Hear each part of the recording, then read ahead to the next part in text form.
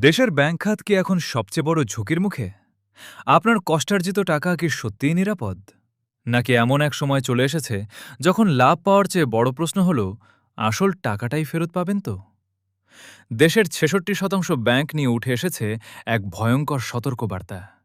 Share বাজার, leasing company ও বিমা খাতের পর এবার সংকটের কেন্দ্রবিন্দুতে দেশের ব্যাংকিং সেক্টর। পরিস্থিতি এখন এমন এক পর্যায়ে পৌঁছেছে যেখানে সাধারণ মানুষের মধ্যে বাড়ছে আতঙ্ক ও অনিশ্চয়তা। কারণ প্রশ্ন এখন আর শোনার শুধু মুনাফা বা সুদের নয়। প্রশ্ন হল, ব্যাংকে রাখা আসল টাকাটাই কি নিরাপদ? বিশেষজ্ঞদের তথ্য অনুযায়ী দেশের অন্তত ১২টি ব্যাংকের খেলাপি ঋণের হার ৭০%-এরও বেশি। অর্থাৎ এসব ব্যাংক যে পরিমাণ ঋণ দিয়েছে তার বিশাল অংশ আর ফেরত আসছে না। আরও উদ্বেগজনক বিষয় হল, বর্তমানে দেশের ৬২টি ব্যাংকের মধ্যে প্রায় ৬৬% ব্যাংককে দুর্বল ও উচ্চ ঝুঁকিপূর্ণ হিসেবে ধরা হচ্ছে। বহু ব্যাংকের বিরুদ্ধে বছরের পর বছর প্রকৃত আর্থিক তথ্য গোপনের অভিযোগ রয়েছে। অনেক ব্যাংকের কাছে পর্যাপ্ত নগদ অর্থ না থাকায় গ্রাহকরা সময়মতো টাকা তুলতে পারছেন না বলে অভিযোগ উঠেছে।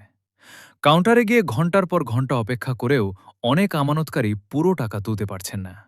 ফলে সাধারণ মানুষের মধ্যে বাড়ছে ভয় এবং অনিশ্চয়তা।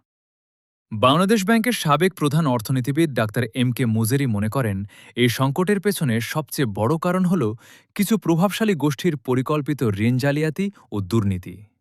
তার ভাষায়, হাজার হাজার কোটি টাকা বিভিন্ন কৌশলে ব্যাংক থেকে বের করে নেওয়া হয়েছে।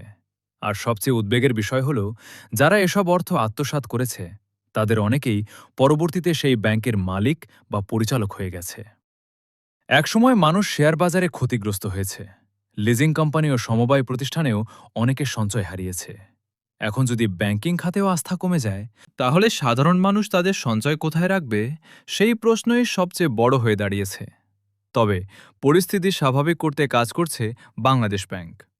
বাংলাদেশ ব্যাংকের নির্বাহী পরিচালক ও মুখপাত্র আরিফ হোসেন খান বলেছেন, আর্থিক খাতে আস্থা ফিরিয়ে আনাই এখন সবচেয়ে বড় চ্যালেঞ্জ।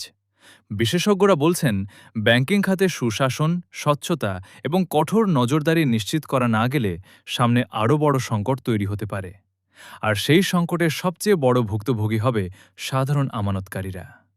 আপনার কি মনে হয়, দেশের ব্যাংক খাত আবারও আগের অবস্থায় ফিরতে পারবে, নাকি সামনে আরও বড় সংকট অপেক্ষা করছে? আপনার মতামত কমেন্টে জানান। ভিডিওটি গুরুত্বপূর্ণ মনে হলে শেয়ার করুন এবং দেশের ব্যাংকিং ও অর্থনৈতিক আপডেট পেতে চ্যানেলটি সাবস্ক্রাইব করুন।